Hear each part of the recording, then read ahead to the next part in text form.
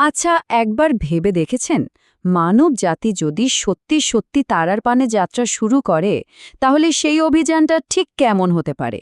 চলুন, আজ আমরা এমনই এক বিশাল কাল্পনিক অভিযানের খুঁটিনাটি বিষয়গুলো নিয়ে কথা বলি।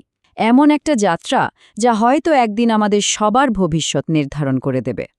এই একটা কথাই কিন্তু আমাদের এই বিশাল অভিযানের মূল মন্ত্র।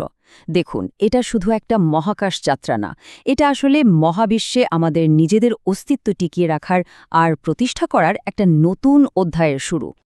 তো এই মহাকাব্যিক অভিযানের সবচেয়ে প্রথম আর জরুরি প্রশ্নটা দিয়েই শুরু করা যাক। কি বলেন? আমাদের আসল উদ্দেশ্যটা কি? আমরা ঠিক কোথায় যাচ্ছি আর কেনই বা যাচ্ছি?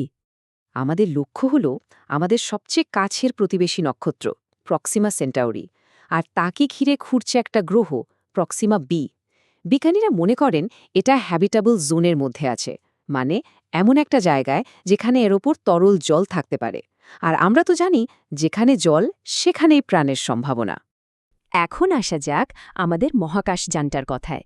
না, এটাকে শুধু একটা জাহাজ বা যান ভাবলে কিন্তু মারাত্মক ভুল হবে। এটা আসলে নিজেই একটা চলন্ত, স্বয়ংসম্পূর্ণ বিশ্ব, যেটা তৈরি করা হয়েছে এক নজিরবিহীন যাত্রার জন্য। এই মহাকাশযানটা লম্বায় ৩৬ মাইল। হ্যাঁ, আপনি ঠিকই শুনেছেন, এর বিশালতাটা কল্পনা করাও কঠিন। কিন্তু এই বিশাল কাঠামোই হতে চলেছে আমাদের আগামী কয়েকশো বছরের একমাত্র আশ্রয়। এই ৩৬ মাইলের বিশালতাটা একটু বোঝার চেষ্টা করা যাক। এটা আক্ষরিক অর্থেই মহাকাশে ভাসতে থাকা একটা শহর। ভাবুন তো, এর এক মাথা থেকে অন্য মাথায় যেতেই কয়েক ঘন্টা লেগে যেতে পারে। যদি দূরত্বের হিসেবে বলি, তাহলে কলকাতা থেকে শান্তিনিকেতনের প্রায় অর্ধেক। এই বিশাল কাঠামোই কিন্তু হাজার হাজার মানুষের টিকে থাকার গ্যারান্টি দেবে। আমরা মোট ২,৪০০ জন যাত্রী মিলে এই ঐতিহাসিক যাত্রাটা শুরু করছি। সংখ্যাটা হয়তো খুব বড় মনে হচ্ছে না, কিন্তু আমাদের প্রত্যেকের কাঁধেই রয়েছে গোটা মানবজাতির ভবিষ্যৎ প্রজন্মকে এগিয়ে নিয়ে যাওয়ার দায়িত্ব। আমাদের এটা বুঝতে হবে যে আমরা কেউই সাধারণ যাত্রী নই। আমরা প্রত্যেকে এক একজন স্থপতি, এক নতুন সভ্যতার প্রতিষ্ঠাতা। আমাদের জ্ঞান, আমাদের সংস্কৃতি, আমাদের মূল্যবোধ, এসব দিয়েই ভবিষ্যৎ প্রজন্মের ভিত তৈরি হবে। বেশ, এবার চলুন আমাদের এই নতুন বিশ্বের ভেতরের পরিবেশটা একবার দেখে আসি। কি ধরনের প্রযুক্তি আমাদের এই দীর্ঘমেয়াদী অস্তিত্বকে সম্ভব করে তুলবে, সেটা জানাও তো খুব জরুরি, তাই না? পৃথিবীর মতো পরিবেশ তৈরি করতে মূলত ৩টে কোর প্রযুক্তি ব্যবহার করা হবে। প্রথমত, কৃত্রিম অভিকর্ষ, যেটা হয়তো এই বিশাল জাহাজটাকে ঘোরানোর মাধ্যমে তৈরি করা হবে। এটা মহাকাশে দীর্ঘদিন থাকার ফলে আমাদের শরীরের হাড় আর পেশির ক্ষয় আটকানোর জন্য অপরিহার্য। দ্বিতীয়ত, একটা closed loop life support system, মানে বাতাস আর জল ক্রমাগত রিসাইকেল আর পরিশোধন হতে থাকবে। আর সব শেষে থাকছে উন্নত গবেষণাগার, যা শুধু নতুন নতুন চ্যালেঞ্জ সামলাতেই সাহায্য করবে না, বরং যাত্রাপথে জ্ঞানচর্চা আর উদ্ভাবনকেও এগিয়ে নিয়ে যাবে। আর সবচেয়ে অবাক করার মতো ব্যাপার কি জানেন? এই যান্ত্রিক বিশ্বের ভেতরে তৈরি করা হয়েছে একেবারে জীবন্ত বনভূমি আর উদ্যান। এই সবুজ প্রাকৃতিক পরিবেশটা আমাদের মানসিক স্বাস্থ্যের জন্য যে কতটা জরুরি তা বলে বোঝানো যাবে না। এটা আমাদের সবসময় মনে করিয়ে দেবে আমরা কোথা থেকে এসছি। এই সব সিস্টেমগুলো একসাথে এমনভাবে কাজ করবে যে মহাশূন্যের গভীরে থেকেও আমাদের মনে হবে যেন আমরা পৃথিবীতেই আছি।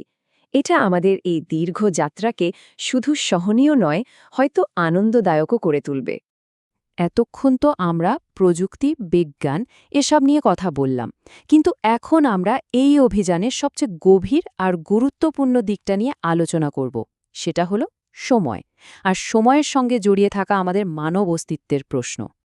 দেখুন, আলোর চেয়ে দ্রুতগতির প্রযুক্তি ছাড়া আমাদের সবচেয়ে কাছের নক্ষত্রে পৌঁছাতেও কয়েক শতাব্দী লেগে যাবে। আর ঠিক এই কারণেই এই ধরনের মহাকাশযানকে বলা হয় জেনারেশন শিপ। কারণটা খুব সহজ, আমরা যারা এই যাত্রাটা শুরু করছি, আমাদের কেউই কিন্তু চূড়ান্ত গন্তব্য দেখতে পাব না। আমাদের সন্তানেরা আর তাদের সন্তানেরাই সেই নতুন পৃথিবীতে পা রাখবে। পুরো ব্যাপারটা আসলে একটা রিলে রেসের মতো।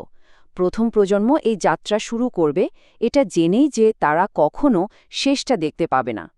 তাদের দায়িত্ব হল জ্ঞান, সংস্কৃতি আর এই অভিযানের আসল উদ্দেশ্যকে একটা মশাল হিসেবে পরের প্রজন্মের হাতে তুলে দেওয়া। আর এভাবেই শতকের পর শতক ধরে মানবতা তার স্বপ্নকে বাঁচিয়ে রাখবে।